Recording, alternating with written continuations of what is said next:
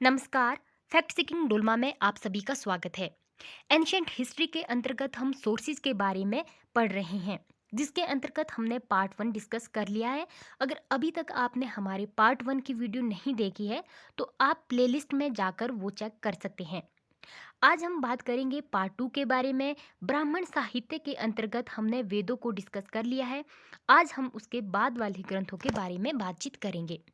चलिए तो स्टार्ट करते हैं आज की इस वीडियो के बारे में। सबसे पहले हम वेदों के बाद जो ग्रंथ आते हैं, इंपॉर्टेंट ग्रंथ, वो है ब्राह्मण साहित्य। ब्राह्मण साहित्य की रचना क्यों हुई थी? देखिए, वेदों की सरल व्याख्या के लिए ही ब्राह्मण ग्रंथों की रचना गद्य रूप में हुई थी। और ब्राह्मण ग्रंथों को क्या माना जाता है? ब्राह्मण ग्रंथों को ही वेदों का परिशिष्ट माना जाता है, यानी कि वेदों का जो निचोड़ रूप है वो क्या कहलाते हैं? वो ब्राह्मण ग्रंथ कहलाते हैं। अब हम बात करते हैं ब्राह्मण ग्रंथों का जो मुख्य विषय है वो क्या है। तो ब्राह्मण ग्रंथों का जो मुख्य विषय है वो है यज्ञ कर्म का विधान, यानी कि यज्ञ के विषयों का प्रतिपादन करने वाले ग्रंथ क्या कहलाते हैं? वो ग्रंथ ब्राह्मण ग्रंथ कहलाते हैं। अब बात कर लेते हैं प्रमुख ब्राह्मण ग्रंथों की, जिसमें ऐत्रेय, कौशिकी, शतपथ, तैत्तिरीय, पंचविश, जेमिनीय और गोपथ प्रमुख है। और जितने भी हमारे वेद है, देखिए सभी वेदों के अलग अलग ब्राह्मण ग्रंथ मौजूद हैं। और ब्राह्मण ग्रंथ विधि प्रधान ग्रंथ है। अब हम बात कर लेते हैं ब्राह्मण ग्रंथों की प्रमुख प्रमुख बातों के बारे में। शून्य शेप का आख्यान, राज्याभिषेक के नियम, चैर्यवती का उल्लेख अर्थात चलते रहो का उल्लेख हमें किस वैदिक या ब्राह्मण ग्रंथ में मिलता है? वो हमें ऐत्रेय ब्राह्मण ग्रंथ में मिलता है। और ऐत्रेय ब्राह्मण ग्रंथ किस वेद से संबंधित है? ये ऋग्वेद से संबंधित ब्राह्मण ग्रंथ है। इसके बाद हम बात करते हैं उपनयन संस्कार, राजा दुष्यंत और भरत की कथा, पुनर्जन्म का सिद्धांत, यज्ञ वेदी निर्माण की विधि आदि का उल्लेख हमें शतपथ ब्राह्मण में मिलता है। इसके अलावा जो अन्य ब्राह्मण ग्रंथ है, उनमें भी हमें वैदिक काल या वैदिक साहित्य के बारे में महत्वपूर्ण जानकारी मिलती है। ब्राह्मण ग्रंथों के बाद जो अन्य ग्रंथ है वो कहलाते हैं आरण्यक ग्रंथ। जो आरण्यक ग्रंथ है, जिनको क्या कहा जाता है? जिनको रहस्य भी कहा जाता है। आरण्यक ग्रंथों के अंतर्गत ऐसे मंत्र जिनका अर्थ रहस्यवादी होता है, और ऐसे मंत्रों का जो अध्ययन है वो वन में ही या एकांत में ही संभव है, और जंगल में पड़े जाने के ही कारण इन्हें आरण्यक ग्रंथ कहा जाता है। और आरण्यक ग्रंथों को क्या कहा जाता है? देखिए, इन्हें ब्राह्मण ग्रंथों का परिशिष्ट माना जाता है, यानी कि ब्राह्मण ग्रंथों का जो निचोड़ रूप है वो क्या कहलाते हैं? वो आरण्यक ग्रंथ कहलाते हैं।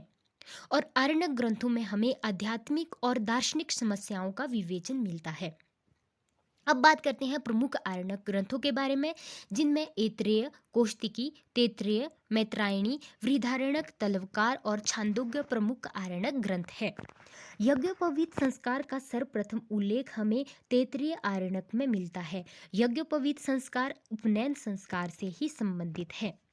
और जितने भी आरण्यक ग्रंथ है, इन आरण्यक ग्रंथों के बाद ही उपनिषदों का विकास हुआ था। इसके बाद हम बात करते हैं उपनिषद, जो उपनिषद हैं हमारे, उनके बारे में। जो उपनिषद है, देखिए, उपनिषद में उप का जो अर्थ है वो होता है समीप, और निषद का अर्थ होता है बैठना। और उपनिषदों को ही वेदांत कहा जाता है, यानी कि वेदों का अंत ही उपनिषद कहलाते हैं। और उपनिषद एक ऐसी विद्या है जो गुरु के समीप बैठकर एकांत में सीखी जाती है। और जितने भी उपनिषद है ये ज्ञान मार्गी रचनाएं हैं। अब बात करते हैं उपनिषदों के मुख्य विषय के बारे में। उपनिषदों का जो मुख्य विषय है वो आत्म विद्या है। उपनिषदों में ही हमें आत्मा, परमात्मा, जन्म, पुनर्जन्म और मोक्ष के विषयों की जानकारी मिलती है। और पुनर्जन्म से संबंधित जानकारी भी हमें उपनिषदों में ही मिलती है। उपनिषदों की जो रचना है वो मध्यकाल तक चलती रही है। मुक्तोपनिषद के अनुसार जो कुल उपनिषद है उनकी संख्या 108 मानी जाती है। हालांकि जो 12 उपनिषद है वही प्रमाणिक माने जाते हैं, और जो आदि गुरु शंकराचार्य हुए हैं उन्होंने 10 उपनिषदों पर टीका लिखी थी। इसके बाद इंपॉर्टेंट बात करते हैं, उपनिषद, ब्रह्मसूत्र और गीता, ये तीनों मिलकर क्या कहलाते हैं? ये तीनों कहलाते हैं प्रस्थान त्रयी के बारे में, प्रस्थान त्रयी कहलाते हैं। ब्रह्मसूत्र किसकी रचना है? ये बादरायण की रचना है, जो किस दर्शन से संबंधित थे? जो वेदांत दर्शन से संबंधित थे। और इन तीनों को क्या कहा जाता है? इन तीनों को ही प्रस्थानत्रयी कहा जाता है। अब बात करते हैं कि सबसे विशाल जो उपनिषद है वो कौन सा है? वो है बृहदारण्यक उपनिषद। और जो सबसे छोटा उपनिषद है वो है मांडुक्य उपनिषद। इसके अलावा अब बात करते हैं उपनिषदों की मुख्य मुख्य बातों के बारे में। जो भारत का राष्ट्रीय वाक्य सत्यमेव जयते हैं, उसका उल्लेख किस उपनिषद में मिलता है? उसका उल्लेख मुंडको उपनिषद में मिलता है। इसके अलावा तमसो मा ज्योतिर्मय, अंधकार से प्रकाश की ओर चलो का जो उल्लेख है वो हमें किस उपनिषद में मिलता है? ये हमें बृहदारण्यक उपनिषद में मिलता है। इसके अलावा अतिथि देवो भव और सदा सत्य बोलो जैसे वाक्य हमें किस उपनिषद में मिलते हैं? ये हमें तैत्तिरीय उपनिषद में इसका वर्णन मिलता है। इसके अलावा देखिए सबसे इम्पोर्टेंट थिंग, सत्य काम जबाल की कथा और देवकी नंदन श्री कृष्ण का जो उल्लेख हमें सबसे पहले मिलता है, ये हमें छांदोग्य उपनिषद में मिलता है। और जो छांदोग्य उपनिषद है ये सबसे प्राचीन उपनिषदों में से माना जाता है। ये बात होगी उपनिषदों के बारे में। और उपनिषदों में ही हमें सबसे पहले निराशावाद के तत्व दिखाई देते हैं। उपनिषदों के बाद हम वेदांग साहित्य के बारे में बातचीत करते हैं। वेदों के अर्थ को सरलता से समझने के लिए क्या किया गया था? वेदांग साहित्य की रचना की गई थी। और वैदिक कर्मकांडों के प्रतिपादन में सहायता के लिए वेदांग साहित्य की रचना की गई थी। और जो वेदांग साहित्य के अंतर्गत देखिए कितनी इनकी संख्या मानी जाती है? इनकी संख्या 6 मानी जाती है। और इनका सर्वप्रथम जो उल्लेख है वो हमें मुंडको उपनिषद में मिलता है। जो 6 वेदांग है देखिए उनमें शिक्षा, कल्प, व्याकरण, निरुक्त, छंद और ज्योतिष प्रमुख हैं। सबसे पहले हम बात करते हैं शिक्षा की। शिक्षा को वेदों की क्या माना जाता है? शिक्षा को वेदों की नासिका माना जाता है। यानी कि इसमें हमें वैदिक स्वरों की शुद्ध उच्चारण की विधि के बारे में जानकारी मिलती है। इसके बाद हम बात करते हैं कल्प की। कल्प को वेदों के हाथ माना जाता है। जो कल्प है देखिए, कल्प में हमें कर्मकांड से संबंधित विधि नियमों के बारे में जानकारी मिलती है। शिक्षा कल्प के बाद अगला जो आता है वो आता है व्याकरण। और व्याकरण को ही वेदों का मुख माना जाता है। व्याकरण में हमें सबसे प्रमुख रचना जो सबसे पहले मिलती है वो हमें पाणिनि कृत अष्टाध्यायी मिलती है। व्याकरण के बाद अगली जो आता है वेदांग वो है निरुक्त। और निरुक्त को वेदों के कान, इसके अलावा छंद, छंद को वेदों के पैर और ज्योतिष को वेदों के नेत्र माना जाता है। तो इस तरह से जो वेदांग साहित्य है वो हमें वेदों के अर्थ को सरलता से समझने के लिए ही इनकी रचना की जाती थी। और इनकी जो टोटल संख्या है वो 6 मानी जाती है। वेदांग साहित्य के बाद अब हम बात करते हैं सूत्र साहित्य के बारे में।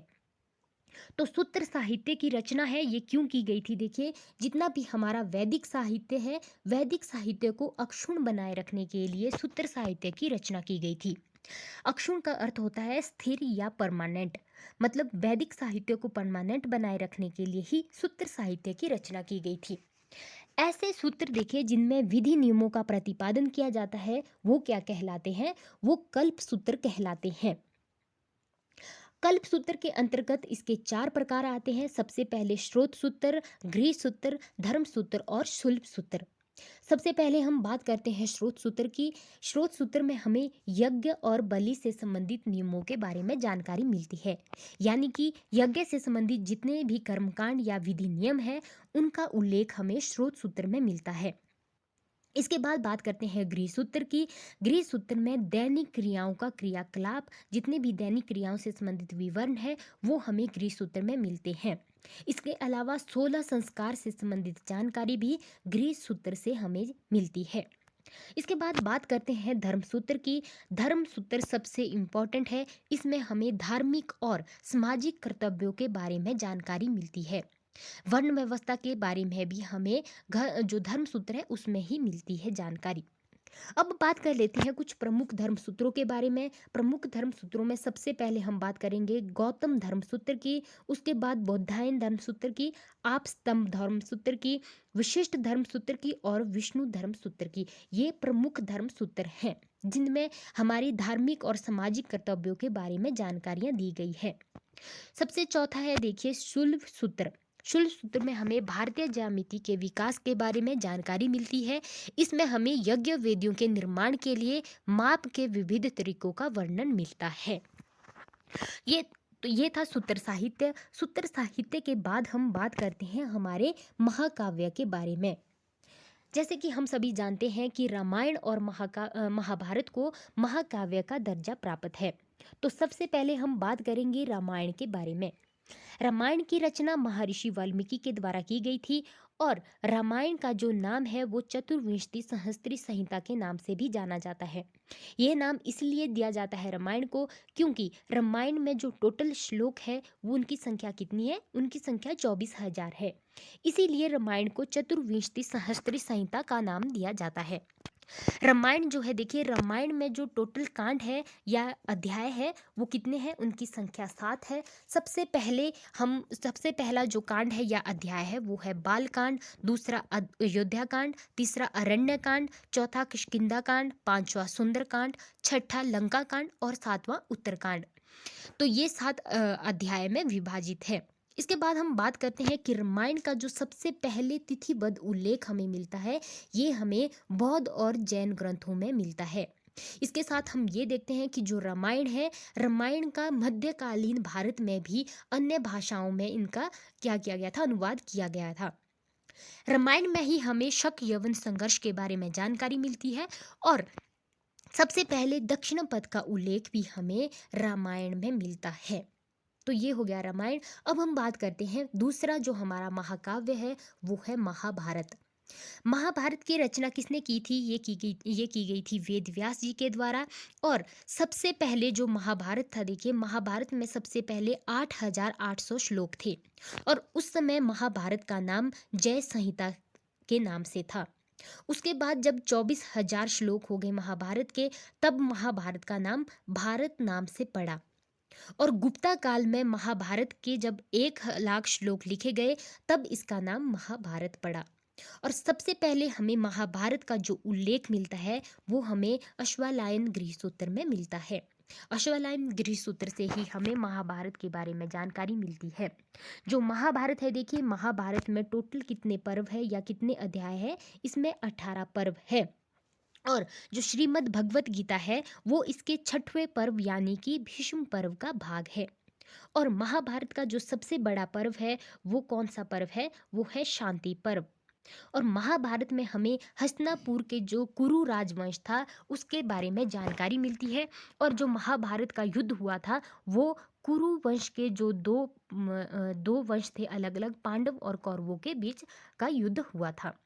और महाभारत में हमें ये जानकारी मिलती है कि धर्म, अर्थ, काम और मोक्ष के विषय में जो सब जगह जानकारी मिलती है वो तो इसमें है ही, लेकिन इसमें वो चीज़ें हैं जो अन्य हमें कहीं नहीं मिलती। तो महाभारत मोस्ट इम्पॉर्टेंट क्या है? आपका महाकाव्य माना जाता है। इसके बाद हम आगे बात करते हैं हमारी स्मृतियाँ या धर्मशास्त्र ग्रंथों के बारे में। जितनी भी हमारी स्मृतियाँ ग्रंथ है या जो हमारे धर्मशास्त्र ग्रंथ है उनके बारे में बातचीत करते हैं। और इनकी जो रचना है, देखिए 200 ईस्वी पूर्व यानी कि 200 बीसी से लेकर आपका मध्यकाल तक इनका जो रचना काल है वो चलता रहा। जितनी भी हमारी स्मृति ग्रंथ है इनकी रचना अलग अलग टाइम पीरियड में हुई है। जितनी भी हमारी स्मृतियाँ ग्रंथ है इन्हें लॉज बुक के नाम से जाना जाता है। तो बात करते हैं जो हमारी सबसे पहली स्मृति ग्रंथ है वो है मनुस्मृति। और मनुस्मृति मौर्य काल के बाद जब शुंग काल था उस समय इसकी रचना की गई थी। और इसके अलावा याज्ञवल्क्य, नारद, प्राशर, बृहस्पति, कात्यायन जो स्मृतियां हैं ये गुप्ता काल में इनकी रचना की गई थी। और जो देवल स्मृति है, देखिए इसकी रचना सबसे अंत में पूर्व मध्यकाल में की गई थी। जितने भी हमारी स्मृतियाँ या धर्मशास्त्र ग्रंथ है, स्मृतियाँ जो ग्रंथ है ये विधि विषयक ग्रंथ है, यानी कि आपके लॉ से संबंधित कैसे ग्रंथ है? लॉ से संबंधित ग्रंथ है। सबसे जो प्रसिद्ध स्मृति है वो आपकी मनुस्मृति है। और मनुस्मृति के भाष्यकारों में सबसे प्रमुख मेधातिथि भारूची, कुल्लक भट्ट आदि प्रमुख हैं। इसके अलावा जो याज्ञवल्क्य स्मृति है, याज्ञवल्क्य स्मृति के भाष्यकारों में विश्वरूप, विज्ञानेश्वर और अपरार्क प्रमुख है। जो विज्ञानेश्वर है, विज्ञानेश्वर के द्वारा जो रचित ग्रंथ है वो कहलाता है मिताक्षरा। और भूमि पर राजकीय स्वामित्व का जो सिद्धांत है उसका उल्लेख हमें कात्यायन स्मृति में मिलता है। आसान शब्दों में अगर आपने स्मृतियों से संबंधित जानकारी या आपने ये बात ध्यान में रखनी है तो आप इसकी ट्रिक भी बना सकते हैं। मया नाप बकदे, म से मनुस्मृति, या से याज्ञवल्क्य, न से नारद, प से पराशर, ब से बृहस्पति बृहस्पति, क से कात्यायन और दे से देवल। देवल एकमात्र ऐसी स्मृति ही ग्रंथ है जिसमें जो हिंदू जिन्होंने इस्लाम को स्वीकार कर लिया था, जिनको पुनः हिंदू बनाने से संबंधित क्या नियमों का जो उल्लेख है वो हमें किस ग्रंथ में मिलता है, वो हमें देवल स्मृति में मिलता है। जिन इन हिंदुओं ने इस्लाम स्वीकार कर लिया है उनको पुनः हिंदू धर्म में प्रवेश दिलाने संबंधी नियम हमें देवल स्मृति में मिलते हैं। ये हो गए स्मृति ग्रंथ। इसके बाद हम बात करते हैं हमारे पुराणों के बारे में। जो पुराण है, देखिए पुराणों का जो अर्थ है वो होता है प्राचीन या प्राचीन आख्यान, और इनके जो रचयिता है वो लोमहर्ष और उनके पुत्र उग्र श्रवा को माना जाता है। मुख्यतः जो पुराण है, देखिए पुराणों की संख्या 18 मानी जाती है। और ये जो पुराण है, देखिए पुराणों में हमें ऐतिहासिक कथाओं का जो क्रमबद्ध विवरण है वो हमें इनमें मिलता है। और प्राचीन शासकों की जो वंशावलियां हैं वो भी हमें किनमें मिलती है, वो भी हमें पुराणों के अंतर्गत मिलती है। पुराणों में सबसे जो पुराना पुराण माना जाता है वो मत्स्य पुराण को सबसे प्राचीन और प्रामाणिक माना जाता है। पुराणों में हमें प्राचीन राजवंशों के बारे में जानकारी मिली है, जिनमें मुख्यतः मौर्य वंश की जो जानकारी है वो हमें विष्णु पुराण से मिलती है। सातवाहन वंश की जानकारी हमें मत्स्य पुराण से मिलती है और गुप्ता वंश की जानकारी हमें वायु पुराण से मिलती है। अम्रकोश एक रचना है जिसके अनुसार पुराणों के 5 विषय है। पुराणों के जो 5 विषय है, देखिए सबसे पहला विषय है सर्ग, यानी कि जगत की उत्पत्ति, यानी कि सृष्टि की उत्पत्ति।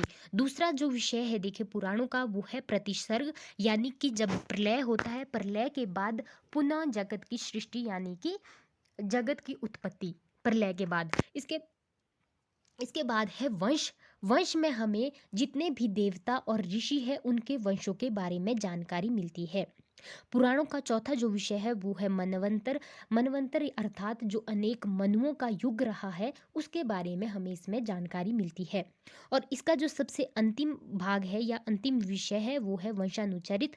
इसमें हमें प्राचीन राजवंशों के बारे में जानकारी मिलती है। अगर ऐतिहासिक दृष्टि से हम बातचीत करें तो ऐतिहासिक दृष्टि से जो वंशानुचरित वाला भाग है या जो वंशानुचरित वाला विषय है वो हमें बहुत ही महत्वपूर्ण भूमिका में रहता है ऐतिहासिक दृष्टि से। तो ये कुछ एक सोर्सेज के अंतर्गत हमारे कुछ एक ग्रंथ थे जो आपके एग्जाम के पॉइंट ऑफ व्यू से इम्पोर्टेंट हो सकते हैं। अगर आपको हमारी वीडियो अच्छी लगी हो तो आप हमारी वीडियो को लाइक कीजिए, हमारे चैनल को सब्सक्राइब कीजिए और अपने दोस्तों के साथ शेयर कीजिए। आगे आने वाली वीडियो में हम इसके बाद वाले सोर्सेज के बारे में बातचीत करेंगे, जिसके अंतर्गत हम बौद्ध साहित्य, जैन साहित्य और जो विदेशी यात्री हैं उनके वृत्तांतों के बारे में बातचीत करेंगे। आज की वीडियो में बस इतना ही। मिलते हैं अगली वीडियो में। Thank you.